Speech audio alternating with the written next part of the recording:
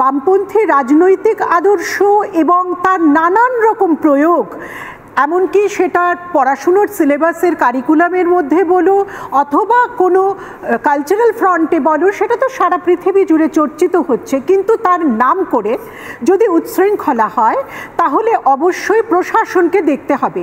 আমাদের এখানে দেখা দরকার কোথায় আমাদের ফ্যালাসি। একটার পর একটা বিশ্ববিদ্যালয় কিন্তু দিনের পর দিন কোনো উপাচার্য নেই।